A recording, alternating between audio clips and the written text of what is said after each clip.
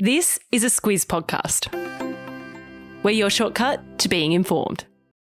Squiz Kids! It's your daily news fix. Fun, free, fresh.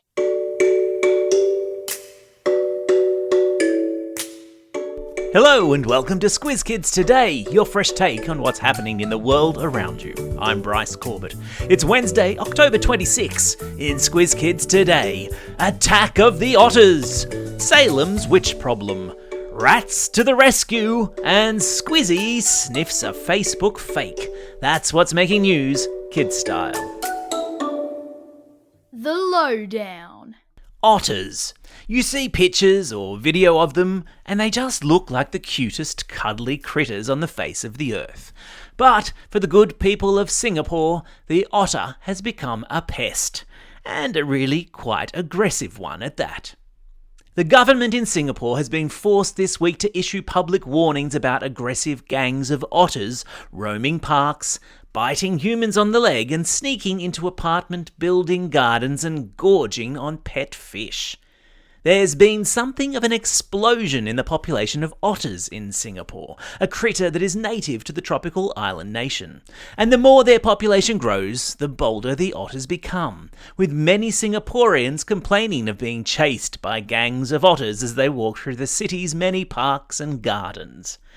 For the most part, the otters are harmless, unless of course you're a fish in a fish pond of one of the many apartment buildings in Singapore, in which case you're dinner. But as the waterways of the city become cleaner and the number of natural predators in Singapore dwindle, the otters are having a field day. So much so that Singaporean authorities have launched a program to relocate several families of otters, taking them to a part of the city that has less humans in it, but plenty of otter food favourites for them to chow down on. Attack of the Otters. Now I really have heard everything.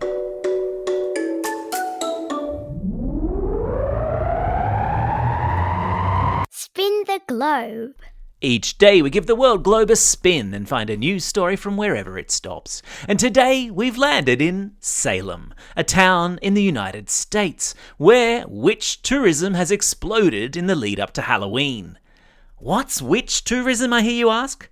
Well, for starters, I'm talking witch, W-I-T-C-H, not witch, W-H-I-C-H, as in the pointy-hatted, broomstick-riding variety of witches. You see, Salem is a very famous town in history for having conducted what were called witch trials a long time ago, back in 1692 to be precise. And sadly, no, these were not running trials or netball trials or football trials. I'm talking about women being accused of being a witch and being put on trial, as in a criminal trial in an actual courtroom. Seems hard to imagine these days, doesn't it? People around the world still associate the town of Salem with witches, and that means each time Halloween comes around, the place gets flooded with tourists, many of them dressed up in their best Halloween costumes. This year alone, more than 300,000 visitors have flocked to the little town to get their witch fix, prompting local authorities there to urge visitors to leave their cars at home and use public transport. Or I suppose they could always fly there on their brooms. Animal Kingdom. We've covered off the attack of the otters already in the podcast, so it seems natural that we turn now to a story about rats to the rescue. Scientists in Belgium, a country next to France in Europe, have devised a teeny tiny backpack for rats to wear to send the rodents into collapsed buildings after an earthquake to locate any trapped humans. Now, rats are naturally curious creatures with an excellent sense of smell. The rats in Belgium are being trained to find survivors in a collapsed building and then pull a switch on their vest which sets off a beeper and then return to base where they're rewarded with a treat. It's genius. And of course, I've stuck a link to the story in today's episode notes complete with photos of the backpack-wearing rescue rats. You're welcome.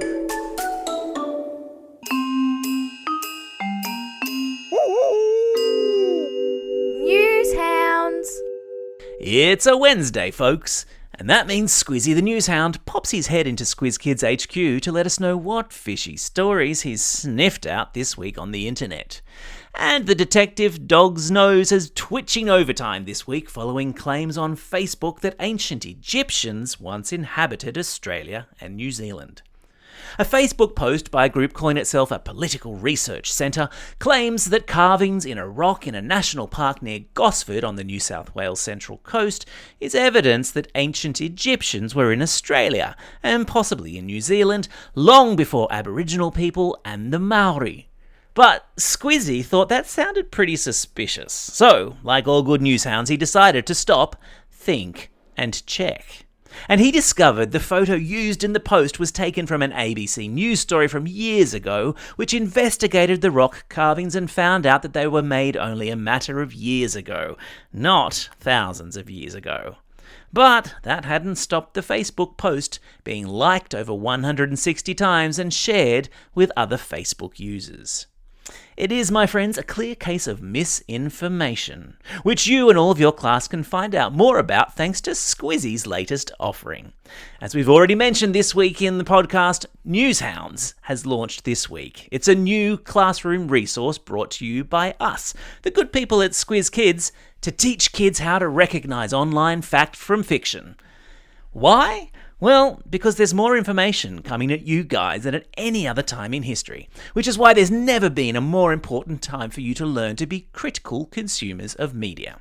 Now, that's really just a fancy way of saying we always need to stop, think, and check before believing everything we see, read, or hear on the internet. Newshounds is an 8-part podcast with an instructional video for teachers and a classroom activity booklet for kids. It's fun, for a limited time it's free, and it's available to all classrooms now.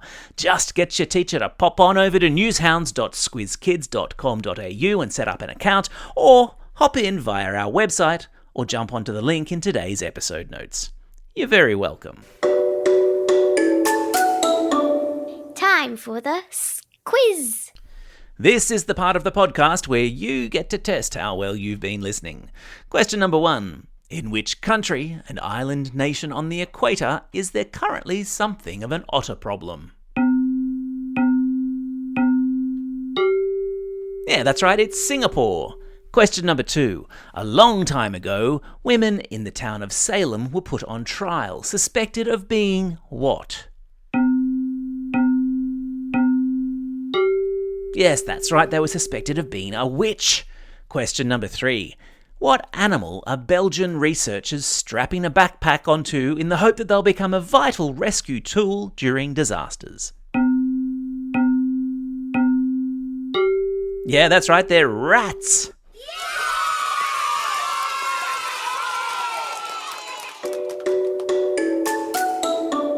Shout outs. It's October 26. Only 59 days till Christmas. Yikes, we're in the 50s. It's also the birthday of pop singer Guy Sebastian, of country crooner Keith Urban, and creator of The Family Guy and new sci-fi series The Orville, Mr. Seth MacFarlane. It's also a special day for these Squiz kids celebrating a birthday today.